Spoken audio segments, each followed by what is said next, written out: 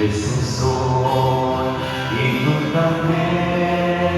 En el bautismo recibimos a una vida singular al confirmar por nuestra fe. Lo compramos compartiendo el mismo pan. No vayas triste en soledad, ven con nosotros y verás a los hermanos caminando en el amor. Ven con nosotros y serás de la familia un hijo más. Iremos juntos caminando en el amor.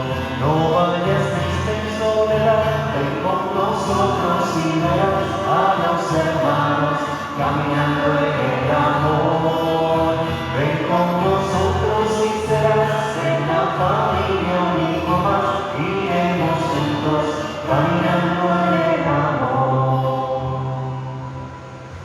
Buenos días.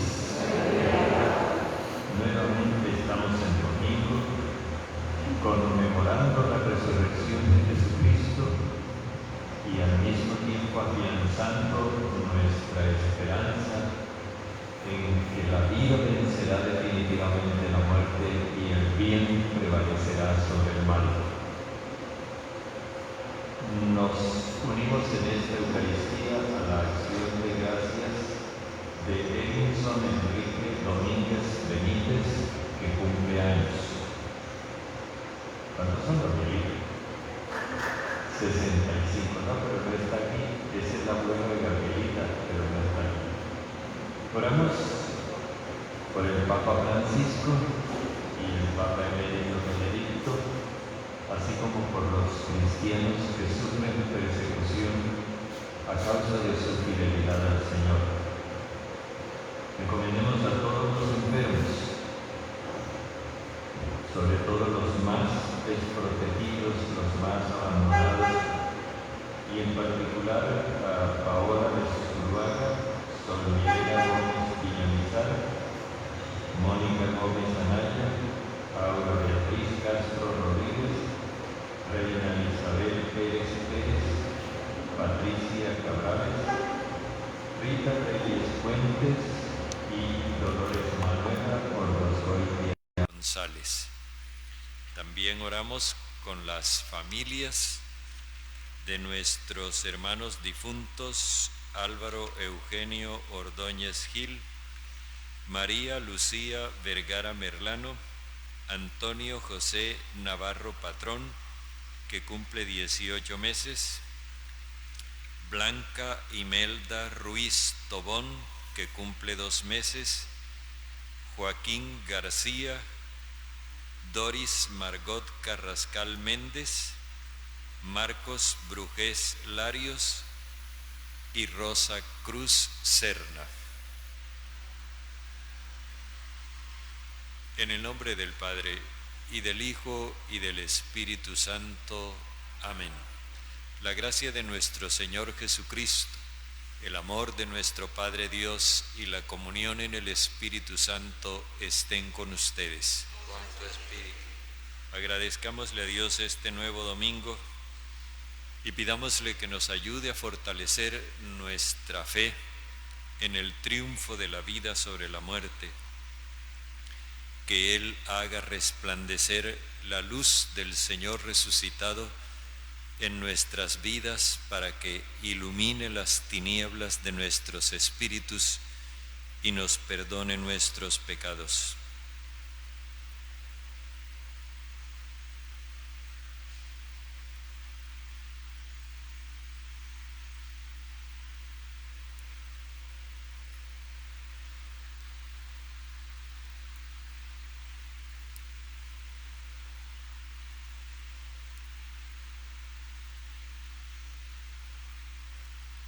Yo confieso ante Dios Todopoderoso y ante ustedes, hermanos, que he pecado mucho de pensamiento, palabra, obra y omisión, por mi culpa, por mi gran culpa.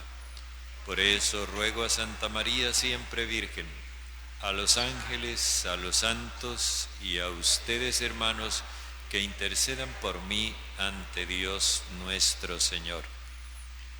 El Señor Todopoderoso tenga misericordia de nosotros, perdone nuestros pecados y nos lleve a la vida eterna.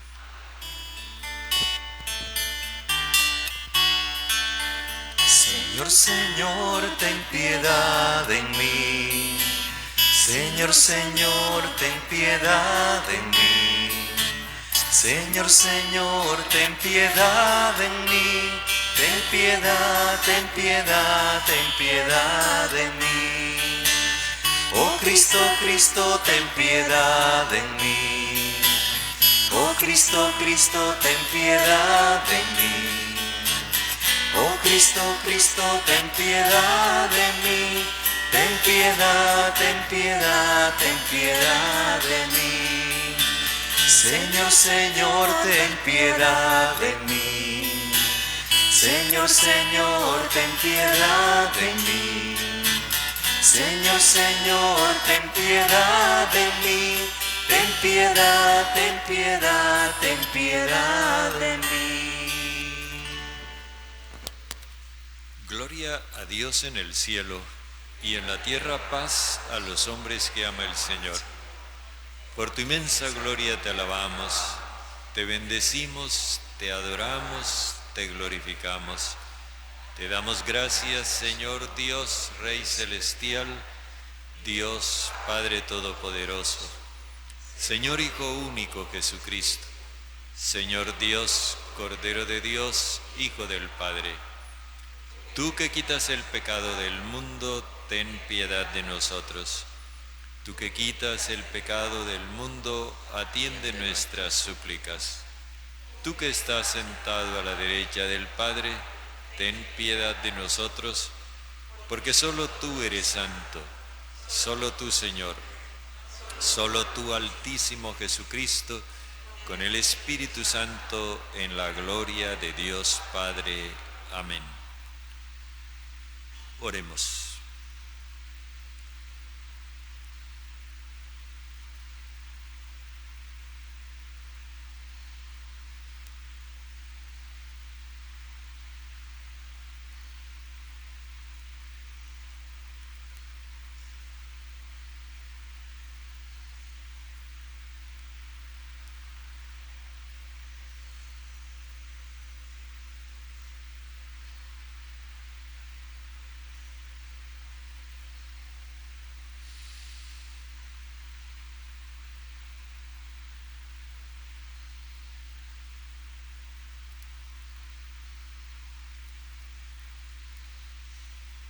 Padre, creador y guía de todas las cosas, míranos y para que experimentemos el efecto de tu amor, concédenos servir de todo corazón. Por nuestro Señor Jesucristo, tu Hijo, que vive y reina contigo en la unidad del Espíritu Santo y es Dios por los siglos de los siglos. Amén.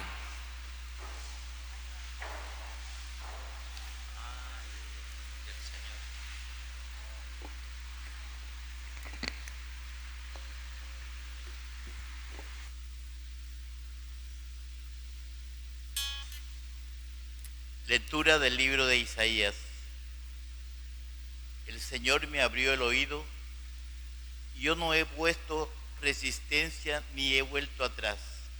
He dejado que me azoten las espaldas y me arranquen la barba.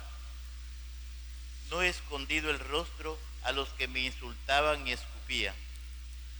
El Señor es quien me ayuda, por eso no me rindo a los insultos. Por eso me mantengo firme como roca y estoy seguro de que Él nunca me defraudará. Cerca está el defensor de mi inocencia.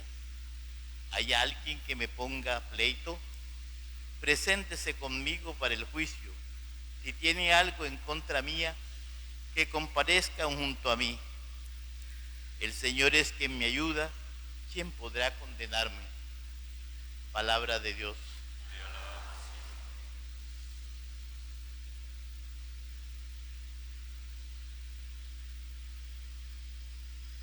Confiando en ti, Señor, te seguiré a donde vayas.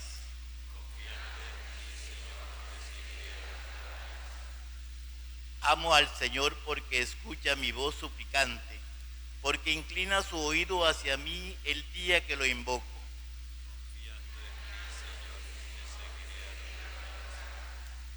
Me envolvían redes de muerte, me alcanzaron los lazos del abismo, caí con tristeza y angustia. Invoqué el nombre del Señor. Señor, salva mi vida.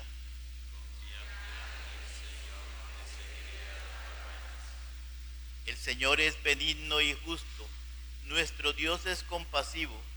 El Señor guarda a los sencillos, estando yo sin fuerzas, me salvó.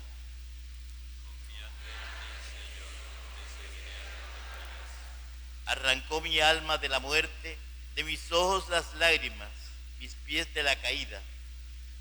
Caminaré en presencia del Señor en el país de la vida.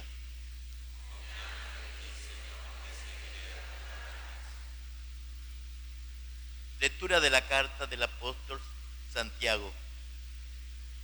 ¿De qué le sirve a uno, hermanos míos, decir que tiene fe si no tiene obras? ¿Acaso esa fe puede salvarlo? Supongamos que a algunos de la comunidad les falta la ropa y el alimento diario, y uno de ustedes le dice que les vaya bien, abríguense y aliméntense bien, pero no les dan lo necesario para el cuerpo. ¿De qué les sirve todo eso? Pues lo mismo pasa con la fe. Si no produce obras, esa fe sola es estéril. Al que tiene esa fe, podría yo decirle: tú tienes fe, yo tengo obras, muéstrame tu fe sin las obras, pero yo con las obras te probaré la fe que tengo. Palabra de Dios.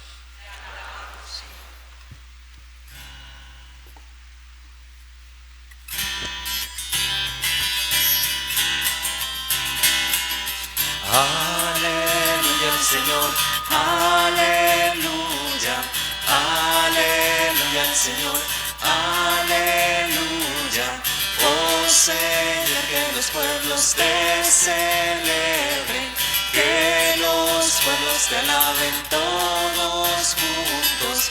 Aleluya al Señor, aleluya, aleluya al Señor, aleluya. El Señor esté con ustedes. Y con tu espíritu. Lectura del Santo Evangelio según San Marcos. Gloria a ti, Señor. Llegó el día en que Jesús, yendo de camino a los pueblos de la región de Cesarea de Filipo, les preguntó a los discípulos: ¿quién dice la gente que soy yo? Ellos le respondieron: unos dicen que eres Juan el Bautista, otros dicen que Elías, y otros que algunos de los profetas. Él entonces les preguntó: ¿y ustedes, quién dicen que soy yo? Pedro le contestó: tú eres el Mesías. Él les prohibió que se lo dijeran a otros. Después empezó a enseñarles que el Hijo del Hombre debía sufrir mucho, ser condenado en el Sanedrín por los ancianos, los sumos sacerdotes y los escribas, padecer la muerte y resucitar a los 3 días. Esto se lo decía ya claramente. Pedro lo llamó aparte y empezó a ponerle reparos.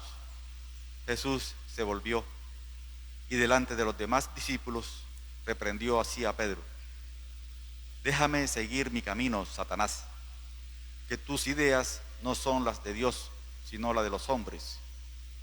Entonces Jesús llamó a toda la gente, junto con sus discípulos, y les dijo: si alguien quiere venir conmigo, renuncie a sí mismo, cargue su cruz y sígame. Porque el que quiera salvar su vida la perderá, pero el que la pierda por mí y por el Evangelio la salvará. Palabra del Señor. Gloria a ti, Señor Jesús.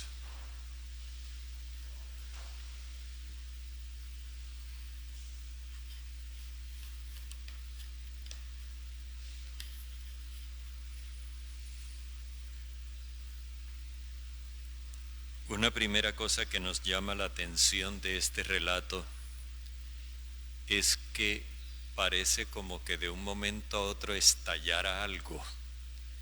Hay como un viaje tranquilo, Jesús con sus discípulos por la región norte, fuera de Galilea, cerca de la ciudad imperial de Cesarea de Filipo,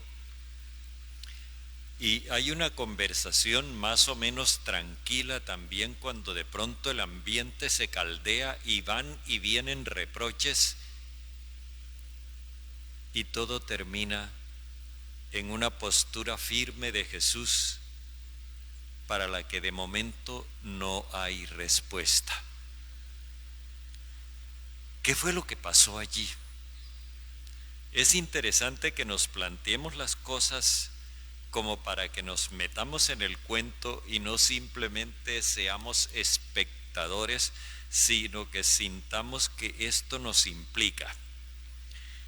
Lo primero que vemos es que Jesús saca a los discípulos del territorio judío. Se los lleva a un territorio pagano que ha sido denominado con el nombre del emperador del mundo conocido en ese momento. Cesarea viene de César. La ciudad de Cesarea es en honor al César, al emperador.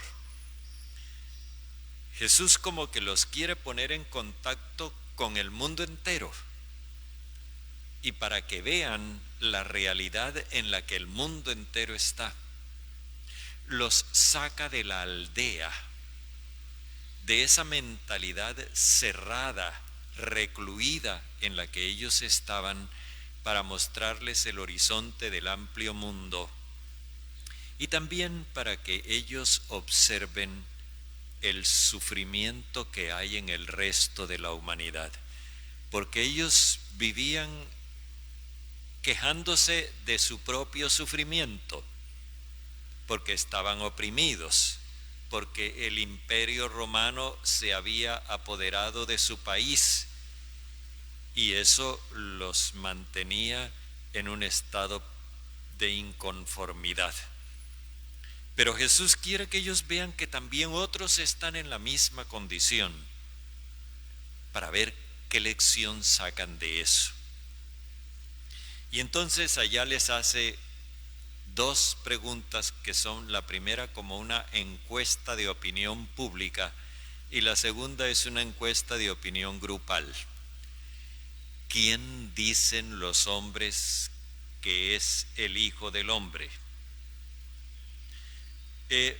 Esta pregunta contrapone dos realidades, los hombres y el Hijo del Hombre. Los hombres son los que no se guían por el Espíritu de Dios, o sea, los que no tienen la experiencia del amor universal de Dios. El Hijo del Hombre, por el contrario, es el que está lleno del Espíritu Santo y por lo tanto comprometido con el amor universal de Dios. Aquí está lo que veíamos antes de la situación social en la que ellos estaban inmersos. Cuando responden a la encuesta, ellos opinan que los hombres, los que no se guían por el Espíritu de Dios porque no tienen la experiencia del amor universal de Dios, los hombres ven al Hijo del Hombre como un enviado de Dios, pero con una característica particular, como opositor al poder político establecido. Lo miran como un profeta, sí, y un profeta es un enviado de Dios. Pero también cuando hablan de Juan Bautista, que es el más reciente, o Elías, que es el primero de todos, ya generalizan o uno de los profetas. Y la característica de Juan Bautista, lo hemos visto, era su oposición permanente a Herodes. Y la característica de Elías fue su oposición permanente al rey Ahab. Así que ellos miran al Hijo del Hombre como un enviado de Dios, un profeta, pero al mismo tiempo como un opositor al régimen. Y dice Jesús, ajá, ¿y ustedes qué opinan? Cuando Jesús hace esta pregunta, se supone que los discípulos deben tener una concepción diferente. Hasta ahora, Jesús ha venido actuando en su pueblo. Y son muchas las cosas que dice la gente que se resumen en eso que ellos constatan. Y eso es algo que todo el grupo capta. Pero se supone que ellos que vienen con él tienen su propio concepto.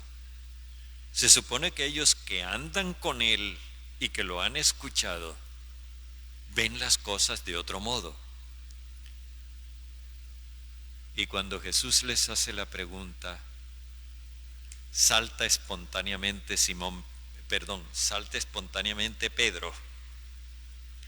Pedro. Y le contesta, tú eres el Mesías. Esta declaración tiene su propia fuerza.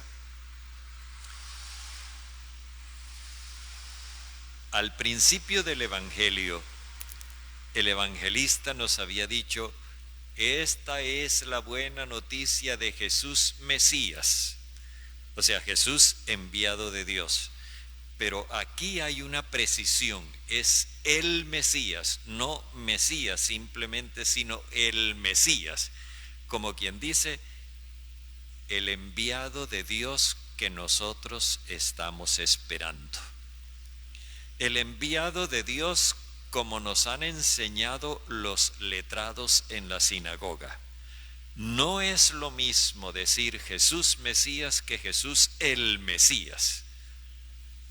Ellos esperan un Mesías nacionalista, guerrero, que va a levantar al pueblo contra los romanos, les va a dar la victoria y entonces se va a voltear la arepa. El papel que tenía el emperador romano ahora lo va a asumir el pueblo de Dios.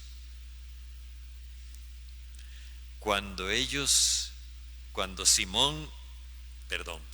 Pedro dice eso en nombre del grupo, dice el evangelista que él los increpó a todos, es decir, les hizo el mismo reproche que les hace a los espíritus inmundos y a los demonios.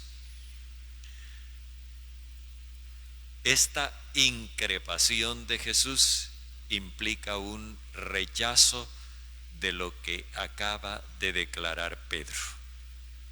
Por ahí no es la cosa.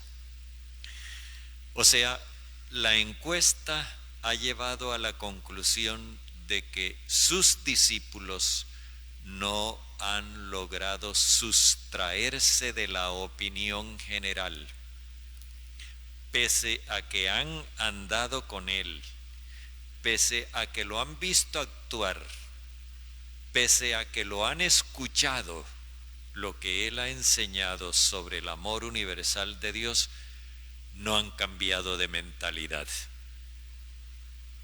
Piensan lo mismo que dicen las redes sociales y los noticieros.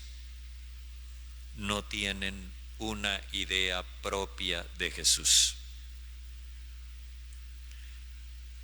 Y entonces Jesús decide hablarles con toda claridad sobre cuál es su papel y su futuro. Desde entonces empezó a enseñarles. Aquí se trata de una enseñanza. Es una información que Jesús les da para que ellos la asuman, la asimilen y la conviertan en su propia mentalidad. El Hijo del Hombre debe sufrir mucho. Y entonces presenta al Hijo del Hombre en relación con los causantes del sufrimiento de su propio pueblo.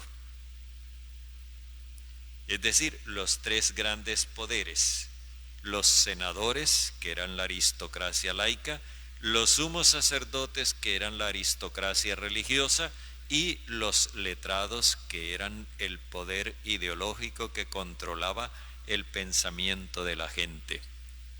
Lo que hoy hacen los medios de comunicación social y las redes. Y les dice: el Mesías, el Hijo del Hombre va a sufrir mucho en manos de estos tres poderes. Lo van a matar, pero resucitará a los 3 días. Aquí hay una cosa que es importante que nosotros tengamos en cuenta. En aquella época, la experiencia de la resurrección era completamente desconocida. Había una teoría sobre la resurrección, una teología que habían elaborado los fariseos, pero ellos se imaginaban la resurrección como una especie de revivificación para volver a vivir otra vez esta misma vida. Ellos no pensaban como Jesús.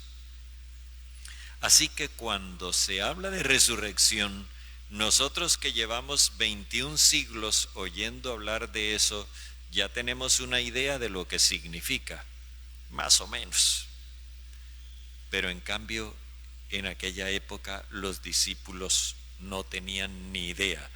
El verbo que usa Jesús, de hecho, en el idioma griego, que es en el que se escribe el Evangelio, no existía el verbo resucitar.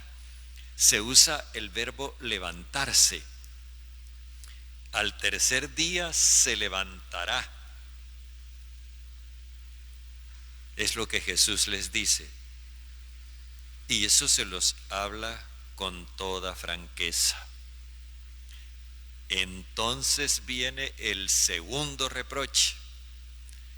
Pedro lo agarra y se lo lleva aparte y le dice: ni lo permita Dios, Señor.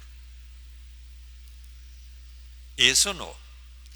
Pero ¿cómo así? Es que ellos estaban educados durante siglos y eso ya lo llevaban en los genes, la idea de un Mesías triunfador, victorioso, avasallador, que se va a llevar por delante todos los poderosos de la tierra y los va a dominar a todos. Y que ahora Jesús les venga con el cuento de que no, es que es al revés, que los simples poderes de la sociedad judía van a eliminar físicamente al Hijo del Hombre. No, Señor. Por eso la reacción de Jesús es también fuerte. Ahora viene el tercer reproche. Jesús lo increpó. Primero Pedro había increpado a Jesús, ahora Jesús lo increpa. Le dice 2 cosas. Detrás de mí. Y lo llama Satanás. Detrás de mí, Satanás. Este detrás de mí es la manera de recordarles a qué los había llamado. Vénganse detrás de mí y yo los haré pescadores de hombres. O sea, esto debió haber sonado así: vénganse, síganme y yo los llevaré a conquistar el mundo. Pero ellos habían concebido esa conquista en términos militares y Jesús la presentaba en términos de amor, como cuando un hombre enamora a una mujer. Vénganse detrás de mí y yo los haré conquistadores del mundo. Por eso Jesús lo remite a su puesto, como dirían los muchachos en otra época, ya no, a tu charca babilla, o sea, póngase en su lugar. Tú eres el discípulo, aquí el maestro soy yo. Detrás de mí, y llamarlo Satanás implica que la postura que ha asumido Pedro lo vuelve enemigo de Dios y de la humanidad. Es el adversario número uno de Dios y de la humanidad. Esa mentalidad triunfalista es satánica.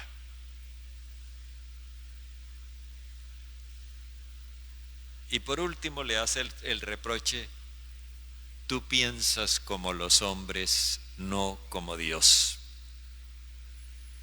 Hay dos maneras de valorar. La valoración de los hombres, es decir, los que no tienen la experiencia del amor universal de Dios, que están pensando en la utilidad inmediata, en el triunfo a corto plazo,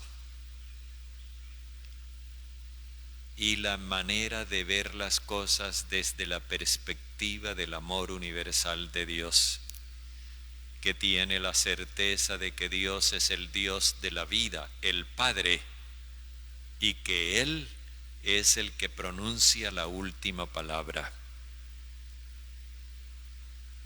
Tú piensas como los hombres, no como Dios. Y entonces Jesús ahora llama a la muchedumbre, a la multitud y a los discípulos, o sea, a todos sus seguidores. Esto que viene ahora es para todos. Y simplemente va a poner las condiciones del seguimiento. Ha hablado con toda claridad cuál es su propio destino, pero al mismo tiempo se entiende que su destino es el de sus seguidores. Y entonces pone tres condiciones. La primera es, obviamente, la libertad.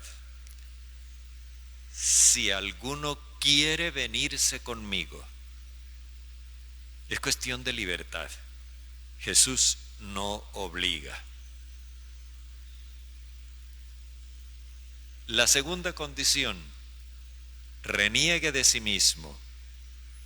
Este renegar nosotros lo usamos a menudo en sentido de maldecir, y no ese es el sentido que tiene aquí. Lo que significa es renunciar a toda ambición egoísta.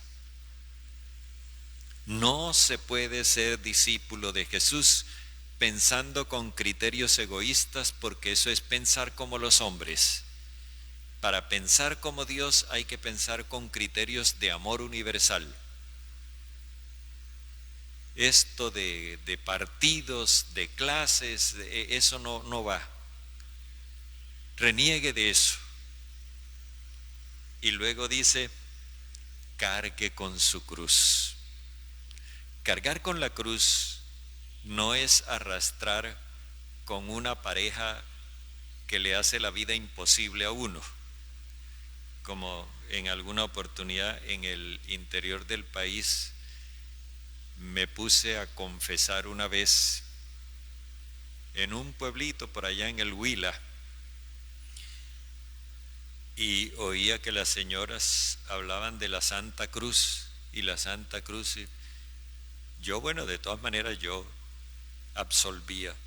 Cuando salimos de la misa, le pregunté al párroco que qué era eso, y me decía: se echó a reír y me decía, la Santa Cruz son los maridos difíciles. Pues no, eso no es la Santa Cruz. Cuando Jesús habla de la cruz aquí, se refiere al hecho de que una persona que piensa con criterios de amor universal y no con criterios egoístas, es una persona que procede de otra forma. Y entonces, por supuesto, que no va a ser cómplice de la corrupción, que no va a ser una persona que atropelle a los demás, que no va a ser una persona que se aproveche del desconocimiento de los demás, en fin, no va a ser una persona que cause daño ni se haga cómplice de quienes causan daño.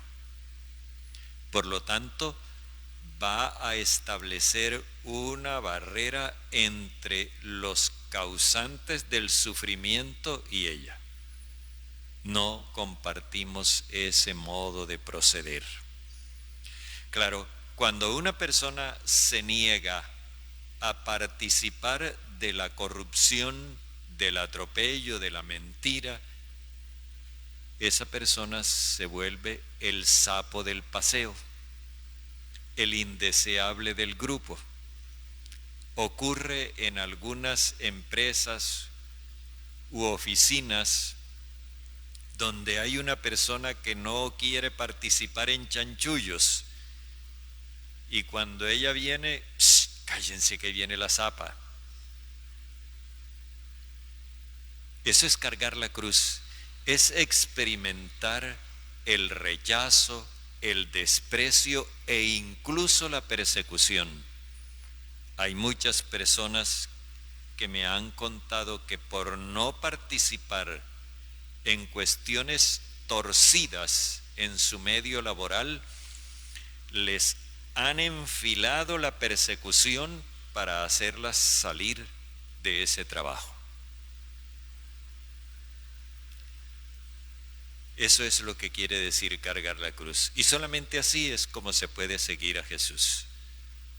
Con libertad, con total independencia de los criterios egoístas y con total disposición a enfrentar la resistencia, el descrédito e incluso la persecución. El que quiera venirse conmigo tiene que estar dispuesto a esto. Y luego Jesús plantea como tres características o tres argumentos para explicarse, y esos argumentos no son de autoridad. El que no se venga conmigo se va para la quinta paila del infierno, el que no se venga conmigo es un maldito de Dios. No, Jesús no amenaza, ni tampoco halaga, ni tampoco engaña. Él simplemente dice que el que quiera salvar su vida, la perderá.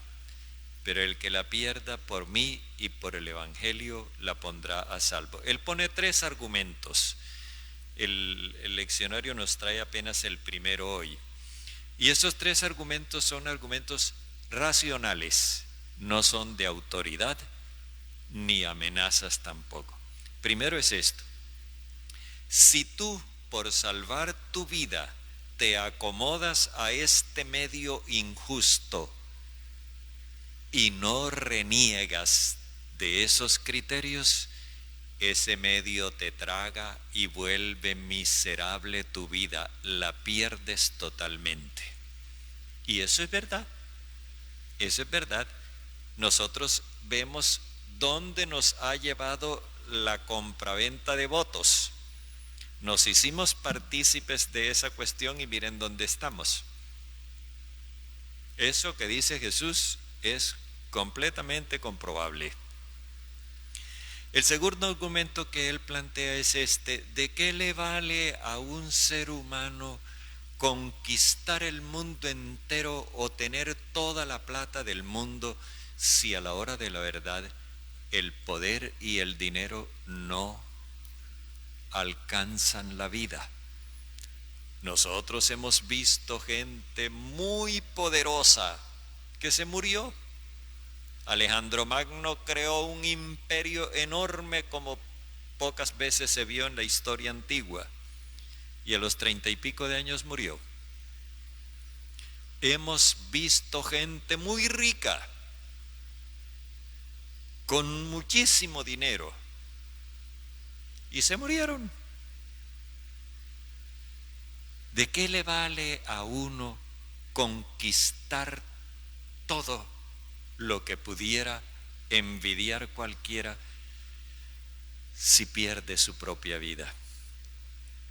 Y el tercer argumento que Jesús da es este: el triunfo del Hijo del Hombre está garantizado. Y entonces, cuando yo venga en gloria con todos los santos ángeles, los que estuvieron conmigo, yo los reconoceré delante de mi Padre. Los que no, yo tendré que decirle a mi Padre: no, ese no era de mi grupo. Eso es el mensaje que nos trae el Evangelio de hoy, y como vemos, sí había razón para que se formara ese alboroto. Es que aquí está en juego la vida de cada uno de nosotros.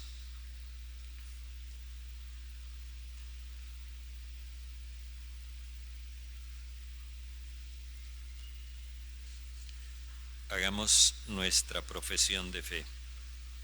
Creo en Dios, Padre Todopoderoso, Creador del cielo y de la tierra. Creo en Jesucristo, su único Hijo, nuestro Señor, que fue concebido por obra y gracia del Espíritu Santo. Nació de Santa María Virgen, padeció bajo el poder de Poncio Pilato, fue crucificado, muerto y sepultado, descendió a los infiernos, al tercer día resucitó de entre los muertos, subió a los cielos y está sentado a la derecha de Dios, Padre Todopoderoso. Desde allí ha de venir a juzgar a vivos y muertos. Creo en el Espíritu Santo, en la Santa Iglesia Católica, en la comunión de los santos, el perdón de los pecados, la resurrección de la carne y la vida eterna. Amén.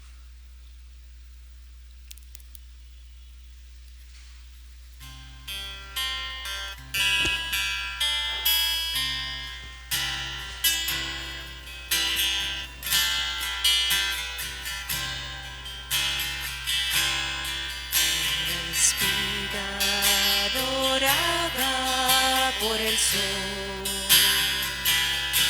el racimo que corta el viñador se convierten ahora en pan y vino de amor, en el cuerpo y la sangre del Señor.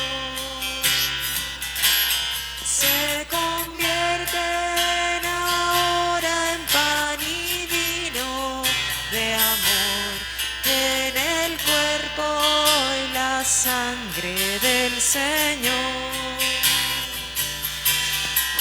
Compartimos la misma comunión, somos trigo del mismo sembrador.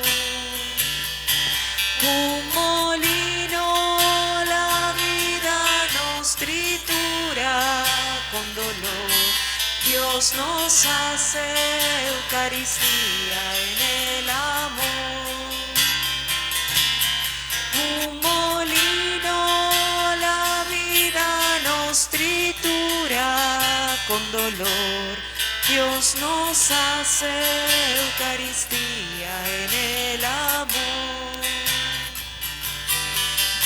Como granos que han hecho el mismo pan, como notas que tejen un cantar, como gotas de agua que se funden en el mar, los cristianos un cuerpo formará.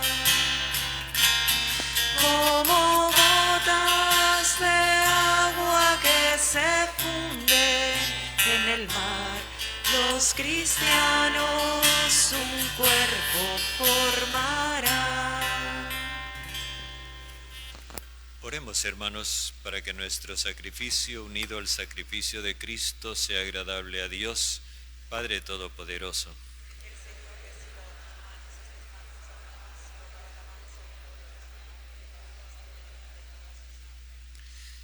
Padre, sé propicio a nuestras súplicas y recibe con bondad las ofrendas de tus servidores, para que la oblación de cada uno de nosotros en honor de tu nombre sirva para la salvación de todos por Jesucristo nuestro Señor.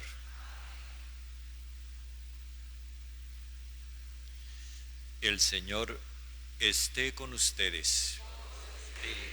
Levantemos el corazón. Levantado hacia el Señor. Demos gracias al Señor nuestro Dios. En verdad, es justo y necesario.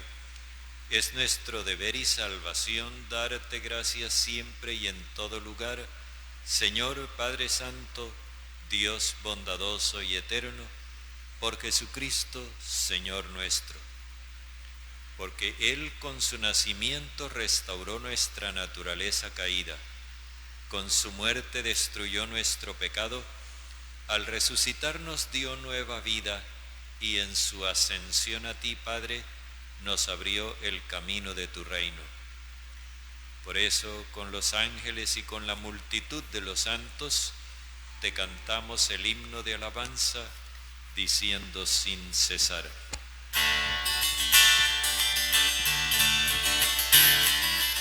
Santo, santo, santo, santo, santo es el Señor. Santo, santo, santo, santo, santo es el Señor. Hosana en el cielo, hosana en la tierra, y bendito el que viene en el nombre del Señor. Santo, santo, santo, santo, santo es el Señor. Santo, santo, santo, santo, santo es el Señor. Santo eres en verdad, Padre, fuente de toda santidad.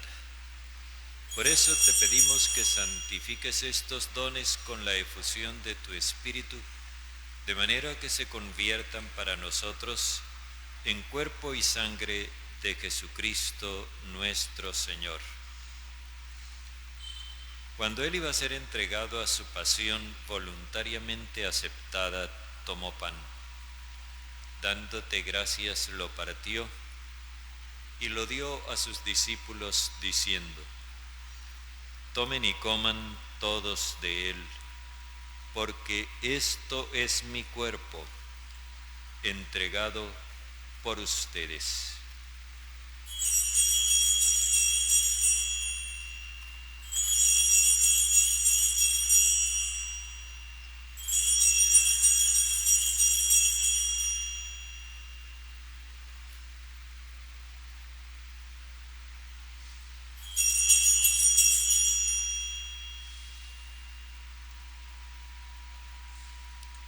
Del mismo modo, acabada la cena, tomó el cáliz y dándote gracias de nuevo, lo pasó a sus discípulos diciendo: tomen y beban todos de él, porque este es el cáliz de mi sangre, sangre de la alianza nueva y eterna, derramada por ustedes y por todos para el perdón de los pecados.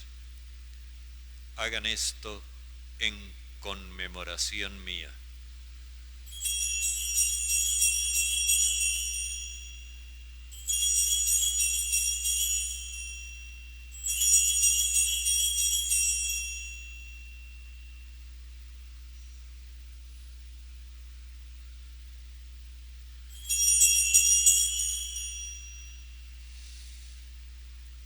Este es el sacramento de nuestra fe.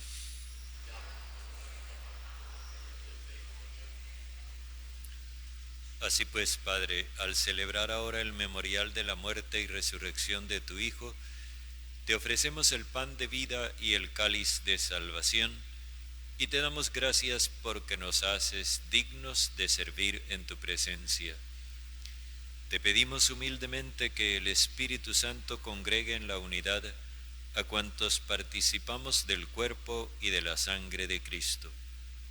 Acuérdate, Padre, de tu Iglesia extendida por toda la tierra, y con el Papa Francisco, con nuestro Obispo José y todos los pastores que cuidan de tu pueblo, llévala a su perfección por la caridad. Recuerda a tus hijos Álvaro Eugenio, María Lucía, Antonio José, Blanca Imelda, Joaquín, Doris Margot, Marcos y Rosa Cruz, a quienes acogiste de este mundo en tu presencia. Concédeles que así como han compartido ya la muerte de Jesucristo, compartan también con Él la gloria de la resurrección. Acuérdate también de nuestros demás hermanos que durmieron en la esperanza de la vida eterna y de todos los que han muerto en tu misericordia.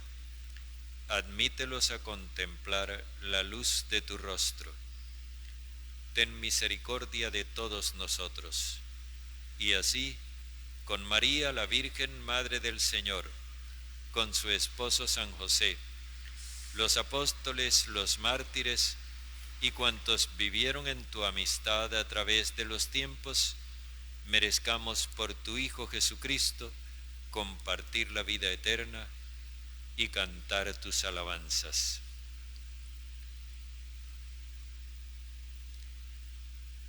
Por Cristo, con Él y en Él, a ti Dios, Padre omnipotente, en la unidad del Espíritu Santo, todo honor y toda gloria por los siglos de los siglos.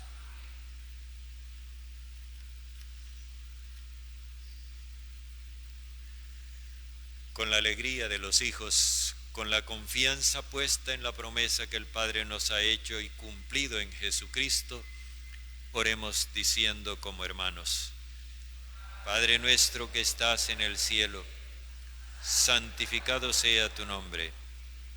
Venga tu reino. Hágase tu voluntad en la tierra como en el cielo. Danos hoy nuestro pan de cada día. Perdona nuestras ofensas, que también nosotros perdonamos a quienes nos ofenden. No nos dejes caer en tentación, sino líbranos del malo. Líbranos de todos los males, Padre bondadoso, y concédenos la paz en nuestros días, para que, ayudados por tu misericordia, vivamos siempre libres de pecado y protegidos de toda perturbación, mientras esperamos la gloriosa venida de nuestro Salvador Jesucristo.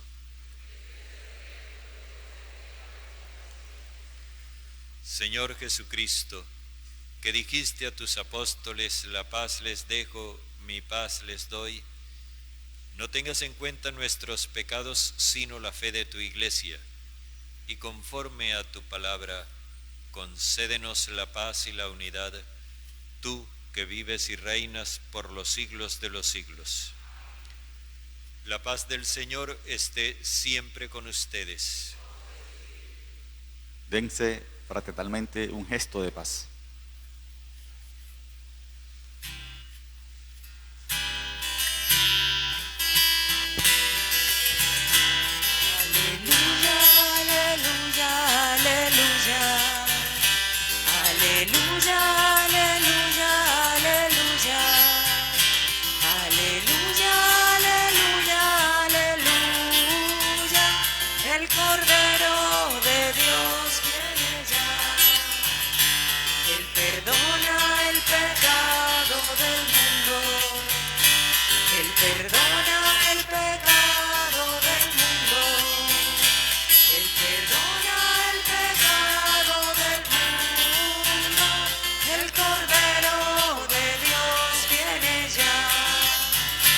Él concede la paz a los hombres.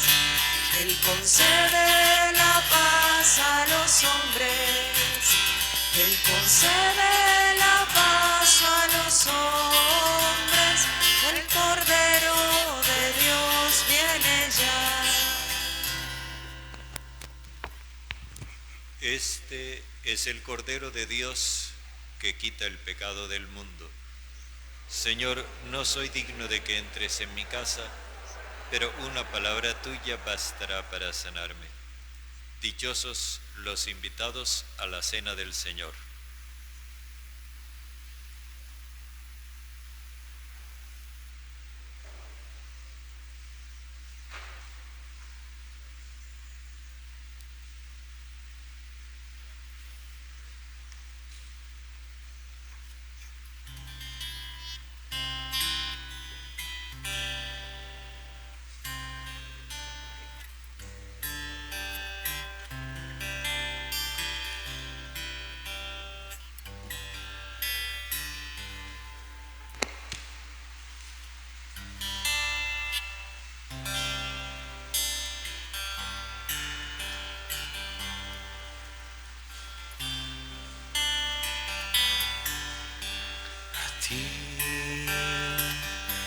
El más inocente, a ti, el omnipotente, a ti, mi Rey, Señor, mi Dios y Salvador, te crucificaron. Mano y pies clavaron, y tú lo aceptabas, mas no te bastó con morir, sino que te quedaste allí. Bendita Eucaristía,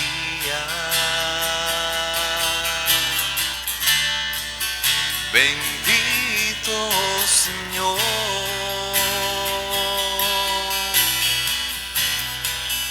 adoro tu cuerpo que entregaste por amor. Bendita Eucaristía, bendito Señor,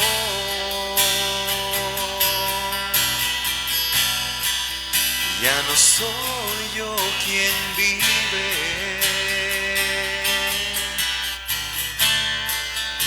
eres tú quien vive en mí.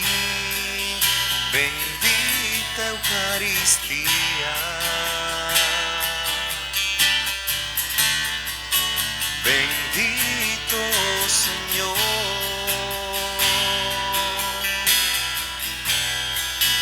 ya no soy yo quien vive,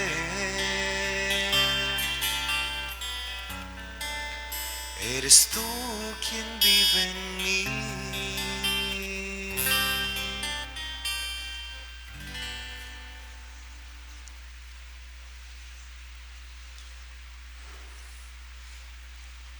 Oremos. Padre, que la acción de este don celestial penetre nuestro ser entero para que sea tu fuerza y no nuestro sentimiento lo que prevalezca en nosotros por Jesucristo nuestro Señor. Amén.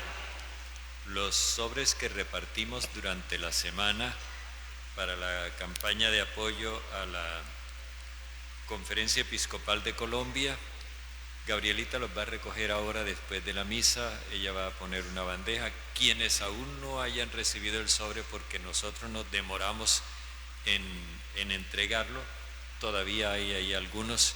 si alguien quiere colaborar. De todas maneras, el Padre Joe y yo agradecemos mucho la respuesta de las personas que aceptaron colaborar en esta campaña de apoyo a la Conferencia Episcopal. El Señor esté con ustedes. La bendición de Dios Todopoderoso, Padre, Hijo y Espíritu Santo, descienda sobre ustedes. Amén. Pueden irse en paz. Demos gracias al Señor.